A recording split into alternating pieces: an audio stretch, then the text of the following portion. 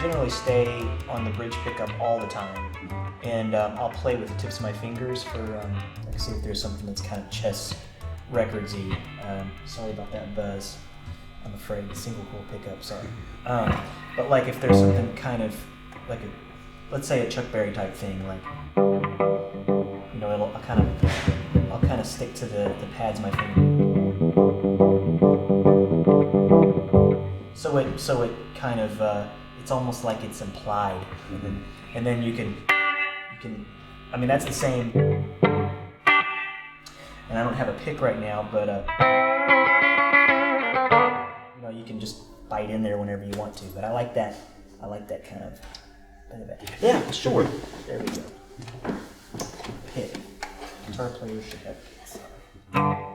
But even when I am playing with a pick, like I was still kind of.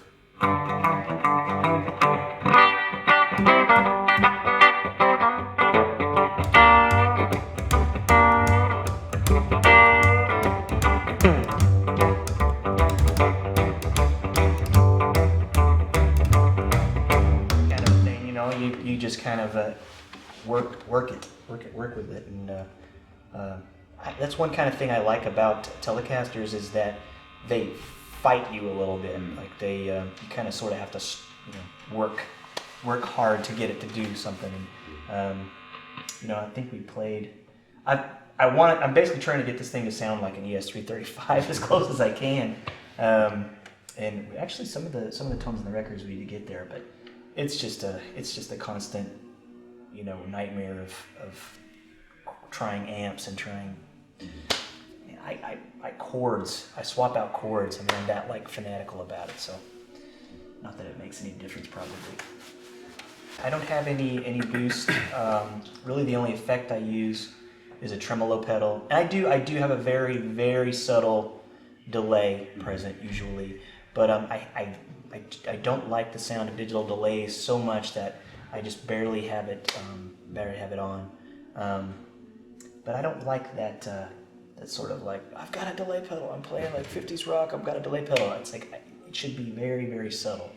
I'm actually pretty dry signal if I think about it. So.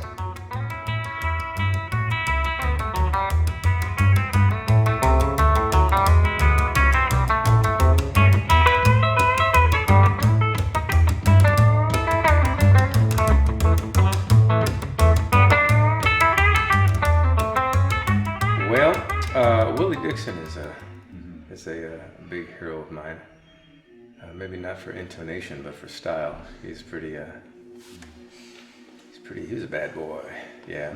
Other than that, there's no one really specifically. It's just more of a genre. Right. And I'll hear different bass players all the time. Even modern bass players that I really dig. Mm-hmm. Some of my peers too, who can play circles around me. But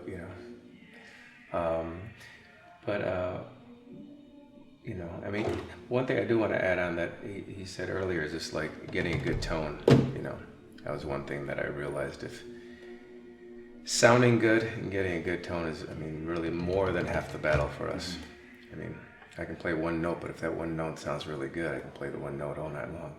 Yeah. You know what I mean?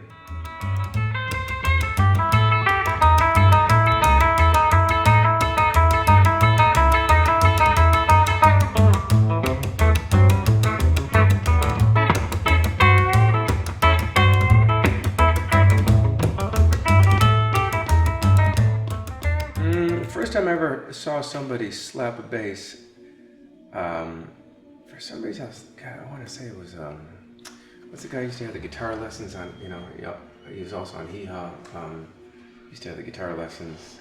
Roy Clark? Roy Clark. Yeah. I saw him slapping a bass, and I was pretty young. It was on Hee Haw, and my jaw just hit the floor, and man, it was something else. And but I was really young, and I'd never heard anything like that again.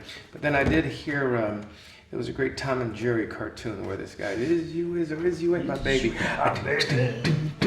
And, that was pretty impressive. Other than that, man, I always just loved the bass, like Count Basie tunes.